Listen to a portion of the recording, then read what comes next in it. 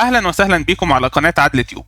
معاكم جرجس عدلي، سينيور الكتريكال تكنيكال اوفيس انجينير، والنهارده ان شاء الله هنتكلم مع بعض عن نوع جديد من انواع البارامترز وهو الفاميلي بارامتر.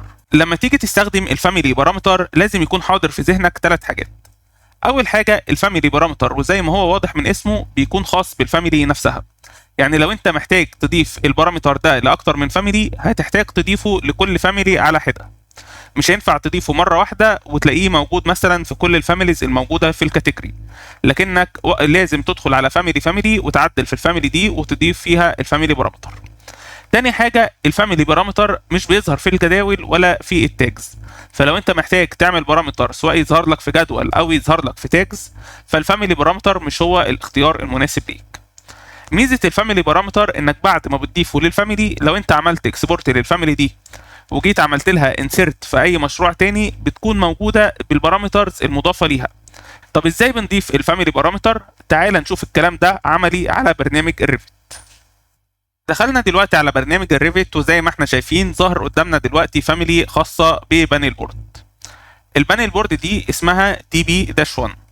المطلوب حاليا ان احنا عاوزين نضيف فاميلي بارامترز هتتحكم في طول اللوحه وعرض اللوحه والدبس الخاص باللوحه. هنعمل ازاي الخطوه دي؟ علشان نضيف الفاميلي بارامترز للفاميلي بتاعتنا هنقف على الفاميلي وهنيجي من الريبون فوق وهنضغط على edit family. هيفتح لنا الفاميلي بتاعتنا بالشكل ده. بعدها هنروح على فيو يكون ظاهر فيه الدايمنشن او الابعاد الخاصه باللوحه، فهندخل على الريفرنس ليفل اللي هي تحت الفلور بلان. هيفتح لنا الفيو ده. الشكل المربع ده شكل الهوست اللي هي موجود عليه اللوحه، اللي هو يعتبر الحائط الموجود عليه اللوحه، والشكل ده الشكل بتاع اللوحه نفسها. هنيجي علشان نضيف الفاميلي بارامترز هنيجي من هنا من الفاميلي تايبس هنضغط عليها، هيفتح لنا الفيو ده. هنضغط على نيو بارامتر وهنيجي من هنا هنتاكد ان احنا مختارين فاميلي بارامتر. هنكتب اسماء البارامترز اللي احنا عاوزينها في خانه النيم. فاول حاجه احنا محتاجين الويتس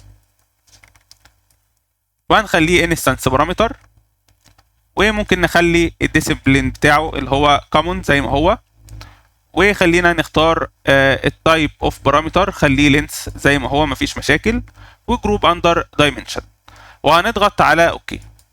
كده احنا ضفنا اول بارامتر.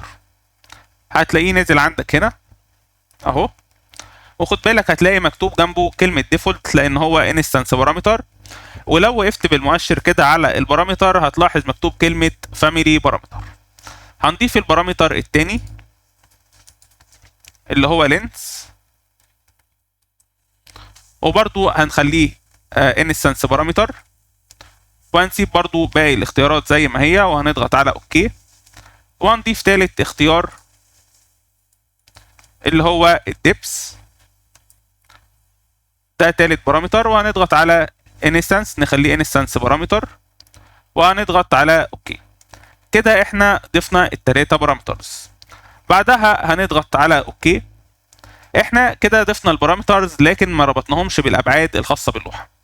عاوزين دلوقتي نربط البارامترز دي بالابعاد الخاصه باللوحه. بكل بساطه هنروح جايين عاملين هنا دايمنشن من فوق كده من الكويك اكسس تول بار، هنضغط على الدايمنشن وهنيجي هنروح عاملين دايمنشن هنا اللي هو الويتس الخاص باللوحه وده الارتفاع الخاص باللوحه، وهنقف على الدايمنشن ده وهنيجي من الخانه دي اللي هي تحت ليبل هنضغط عليها ونختار البارامتر بتاعنا اللي هو الويتس، وهنا هنقف على الدايمنشن ده ونختار البارامتر بتاعنا اللي هو اللينس.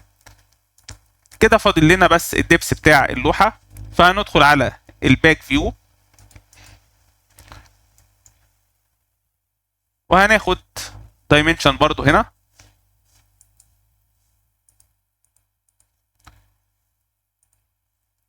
وهنربط الدايمنشن بالبارامتر اللي هو اسمه دبس.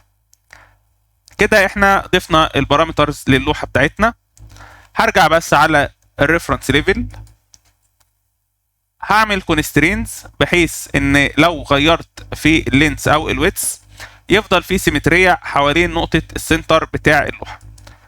فهعمل الدايمنشن كده بالشكل ده وهضغط على ايكوال، وهنا برضو هعمل دايمنشن بالشكل ده وهضغط على ايكوال. طبعا النقطة اللي انا بس عاوزك تركز فيها هي ازاي احنا ضفنا الفاميلي بارامترز. بعدها هعمل لود للفاميلي دي داخل المشروع وهنضغط على اوفر رايت. لو وقفت كده على الفاميلي هتلاحظ هنا في الثلاثة بارامترز اللي هم الديبس واللينس والويتس موجودين اهم.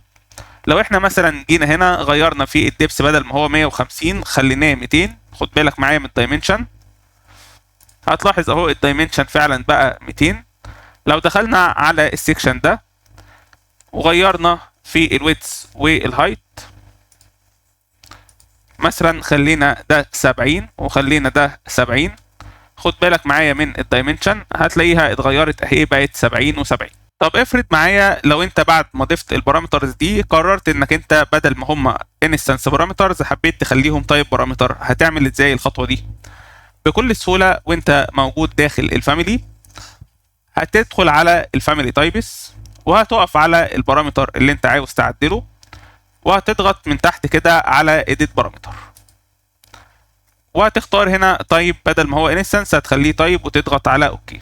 هتلاحظ كده كلمة ديفولت اللي كانت هنا اختفت وتحول لتايب بارامتر. هعمل نفس الخطوة دي هكررها في التو بارامترز التانيين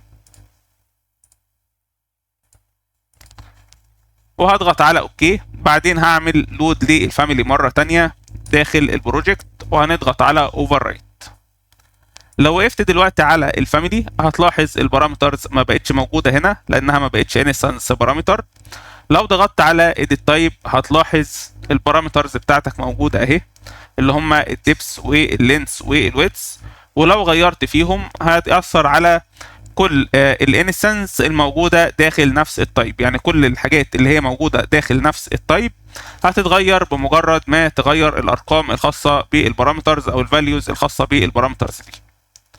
هضغط على اوكي، وبكده نكون اتعلمنا مع بعض ازاي نقدر نضيف الفاميلي بارامتر وازاي نقدر نتحكم في البارامتر سواء ان هو يكون انستنس بارامتر او تايب بارامتر. لو عجبك الفيديو ما تنساش تعمل له لايك وشير علشان يوصل المحتوى لاكبر عدد من الناس، واشترك في قناة عدل تيوب علشان يوصل لك كل الجديد في عالم الريفت والبيم.